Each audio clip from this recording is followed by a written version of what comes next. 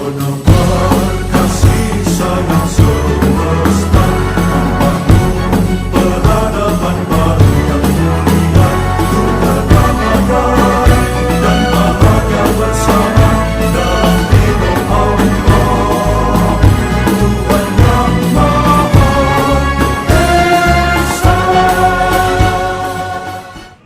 Bismillahirrahmanirrahim. Qala al-mu'allif rahimahullah wa nafa'ana bihi wa bi ulumihi wa bi barakatihi fid dharaini amin. Tsalitsan an-naza'u fil ijma', yang ketiga yaitu perselisihan dalam ijma'. Pembahasan kita ini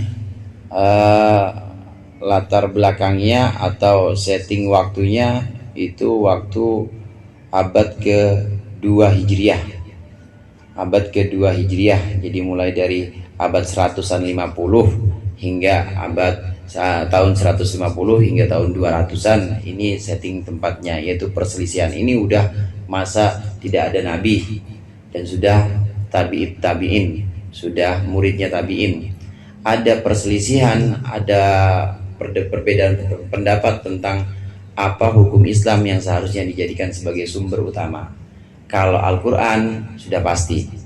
Adapun sunnah ini juga kemarin terjadi perdebatan. Ada orang yang menganggap sunnah itu harus benar-benar diteliti. Jadi ada perselisihan juga tentang sunnah yang bagaimana, hadis yang bagaimana yang bisa terima. Ini ada sedikit perselisihan tentang tolak ukurnya.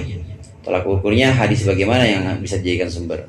Kemudian yang kedua kemarin, yang pertama sunnah, yang kedua kemarin yaitu qiyas. Metode atau cara menggunakan qiyas dalam mengambil hukum. Qiyas dijadikan sebagai cara untuk istimbat hukum. Ini juga ada perselisihan pendapat para mujtahid pada waktu itu. Yang ketiga, ini adalah perbedaan pendapat atau perselisihan dalam ijma'. Tidak semuanya orang setuju pada ijma'. Namun kita dan juga para ulama Syafi'iyah lainnya, mazhab Syafi'i, ini memang menganggap hukum Islam 4 ini sumbernya: Al-Quran, sunnah atau hadis, qiyas, dan ijma'. Ijma' itu ijma' artinya kesepakatan. Kesepakatan para ulama, kesepakatan orang-orang alim dalam satu hal di satu masa. Ini dijadikan sebagai sumber hukum juga. Jadi sebagai satu barometer yang juga boleh dipakai kalau ada kasus-kasus nanti di zaman-zaman yang akan datang. Contoh ijma yang paling nyata itu, hadirin, itu adalah yang dilakukan oleh Ijma'ul Mukminin, yang dilakukan oleh Sayyidina Umar. Sayyidina Umar ini membuat taraweh 20. Sampai sekarang ya di Mekah berapa taraweh? 20. Di Mekah tarawih 20, di ini Al-Abror 20. Bang Mutar mana Bang Mutar? 20 itu ijma. Nabi nggak pernah mengajarkan. Nabi tidak pernah mengajarkan. Dikias-kiaskan juga nggak bisa dikias-kiaskan. Ya orang namanya rakaat sholat, Nabi nggak pernah mengajarkan. Tapi Sayyidina Umar kemudian membuat bagaimana menghidupkan malam Ramadan. Maka dibuatlah sholat sunnah berjamaah, namanya sholat taraweh. Ini tentu juga ijma ini berdasarkan nas-nas hadis bahwasannya Nabi pernah sholat sunnah di Ramadan.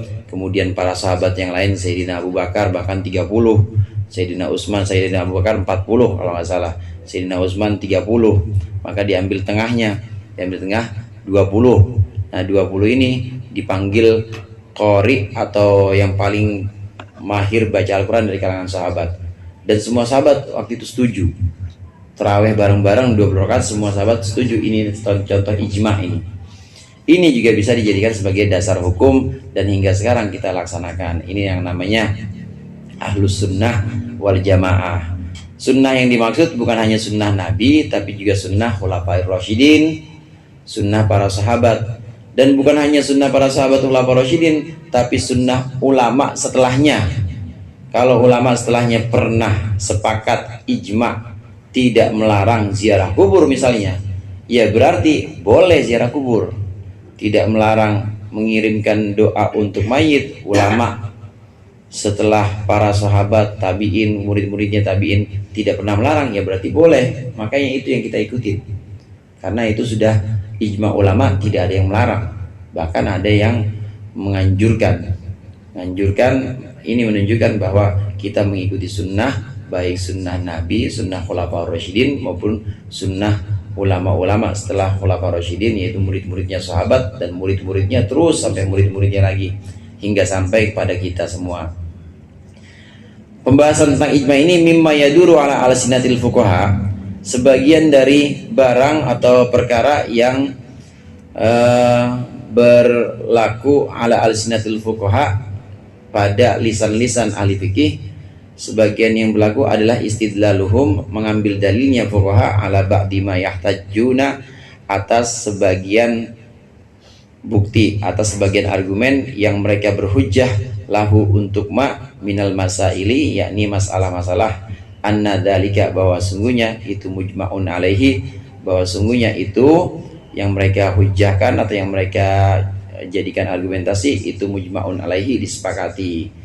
Ja'alu hadzal ijma' aslan, mereka para fuqaha menjadikan ijma' ini, kesepakatan ini, aslan sebagai dasar, satu dasar min usuliddin, dari dasar-dasar agama, kama thabata dzalika bil kitab, sebagaimana tetap itu dalam Al-Qur'an was sunnah dan dalam hadis. Wa yastaniduna fi hadza, dan mereka mengambil sandaran, para fuqaha mengambil sandaran fi hadza, dalam ini ijma', ila nususin, dari beberapa nas minal kitabi, dari Al-Qur'an was sunnati, dan dari hadis Nabi. Tufidu tahrimal khuruj, di mana memberikan faedah, nas-nas itu memberikan faedah tahrimal khuruj, akan keluar dari, akan haramnya keluar, anil jamaati, dari jamaah. Wa qalu, dan mereka berpendapat, laisal muradu bidzalika illa mukhalafatul ijma', tidaklah dimaksudkan untuk dari itu semua illa mukhalafatul ijma', kecuali keluar dari itu, keluar dari jamaah, maksudnya kecuali tidak ada lain dan tidak bukan kecuali bertentangan dengan jamaah fit tahlili wat tahrimi, dalam menghalalkan dan mengharamkan. Para fuqaha, ulama-ulama fikih seperti Imam Malik, Imam Abu Hanifah, kemudian Imam Syafi'i, Imam Ahmad bin Hambal, ini sepakat menjadikan ijma' sebagai pokok dari hukum-hukum, dari pokok-pokok agama, Al-Quran, kemudian sunnah, kemudian ijma'. Ini ijma' juga dijadikan sebagai pokok. Kenapa ijma' dijadikan sebagai pokok? Ini juga diambil dari Al-Quran. Al-Quran itu melarang seseorang keluar dari jamaah, diambil juga dari hadis. Waman syadda finnar, kata Rasulullah, siapa yang nyeleneh atau siapa yang beda sendiri sama jamaahnya, maka dia sendiri juga nanti di neraka, kata Rasulullah. Nggak boleh kita misah dari jamaah. Jamaah ya ikutnya kayak begini, dari dulu ya kita pakai sarung, koko juga pada bolong, sarungnya udah bau lagi, ya begini ya. Ya udah kita gitu aja, nggak usah juga kita pakai celana ngatung di ini apa namanya, RCTI ya. Yang dari begitu pakai celana biasa aja kayak orang-orang dulu, biasa aja udah, nggak usah beda. Kalau beda itu kita keluar dari jamaah, keluar dari kumpulan orang-orang. Kata Rasulullah, la yakhtalifu ummati ala khotoin, umatku itu nggak akan salah. La yajtami'u ummati ala khotoin, umatku itu tidak akan bersepakat dalam satu kesalahan. Kalau itu berlaku terus, itu berarti benar. Nggak mungkin sepakat dalam satu kesalahan, nggak mungkin. Yang sudah kita ketahui dan juga sudah kita amalkan seperti yasinan tiap malam Jumat misalnya, ini udah bertahun-tahun dijalankan, beratus-ratus tahun dijalankan dan tidak ada perselisihan, maka itu jamaah, amalan jamaah. Nah kita ngikut di situ. Kalau kita nggak ngikut di situ, maka kena keharaman keluar dari jamaah. Satu. Yang kedua, pengertiannya ada juga yang dimaksud bukan hal-hal yang seperti itu, bukan hal-hal yang sifatnya furu'iyah seperti yasin tahlil itu. Keluar dari jamaah yang dimaksud di sini adalah dalam perkara menghalalkan atau mengharamkan. Udah jelas-jelas dalam Al-Quran ma ulima bid-darurah ma yu'lamu fid din bid-darurah. Dari agama itu ada pokok-pokok yang memang orang awam aja tahu. Kayak babi haram apa halal tuh? Haram. Sholat wajib apa? Wajib. Itu kan udah secara darurah atau secara pasti orang awam aja tahu. Nah, ini udah semuanya orang seperti itu. Jamaah seperti itu. Kita keluar dari situ, keluar dari mewajibkan sholat, keluar dari mengharamkan babi misalnya, nah itu namanya keluar dari jamaah. Ini pendapat yang kedua. Wa qalu laisal muradu bidzalika. Ada yang pendapat bahwa itu hanya hal-hal yang sifatnya pokok saja. Wastadalla Syafi'i wa la dzalika biqaulihi ta'ala. Nih dalil yang digunakan Imam Syafi'i bahwasannya orang nggak boleh misah dari rombongan. Wa may yushaqiqir rasula min ba'di ma tabayyana lahul huda wa yattabi' ghayra sabilil mu'minin nuwallihi ma tawalla wa nuslihi jahannama wa sa'at masira. Siapa orang yang bertentangan, siapa orang yang menantang Rasul min ba'di ma tabayyana lahul huda, setelah jelas baginya al-huda petunjuk, wa yattabi', dan siapa orang yang mengikuti ghayra sabilil mu'minin, bukan jalannya orang-orang mukmin bareng-bareng, jadi dia misah sendiri, nuwallihi ma tawalla, nuwallihi maka akan kami serahkan, kami pasrahkan, ma tawalla apa-apa tawalla yang dia kuasakan, wa nuslihi jahannam, dan kami akan masukkan dia ke neraka jahanam, wa sa'at masira, dan seburuk-buruknya jahanam itu apanya, masiron tempatnya. Orang yang tidak mengikuti, ini dalil aswaja nih, dalil as-sunnah wal jamaah. Wa yattabi' ghayra sabilil mu'minin, orang yang tidak, yang mengikuti selain jalan orang-orang mukmin. Lah orang-orang mukmin dulu memang menghargai orang-orang soleh. Orang-orang soleh boleh diziarahin, yang hidup maupun yang mati boleh kita ziarah.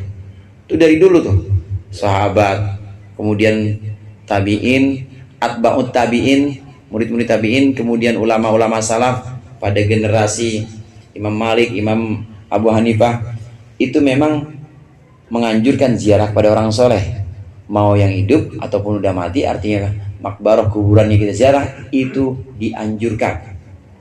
Ini sabilul mukminin, jalannya orang-orang mukmin seperti ini. Nah, ada orang kemudian kok menghancurkan makam, ada orang kemudian kok meratakan makam, kuburan diratain, kemudian juga dilarang doa haram, haji yang kayak begitu. Ada yang seperti itu, maka dia yattabi ghayra sabilil mu'minin, itu orang yang keluar, namanya keluar dari jamaah. Padahal dulu jamaah ulama dan para pengikutnya itu selalu menganjurkan ziarah kepada orang soleh, mau hidup ya, kalau yang hidup ya bawa pisang atau bawa apa kayak orang soleh ya, yang lenggang orang soleh.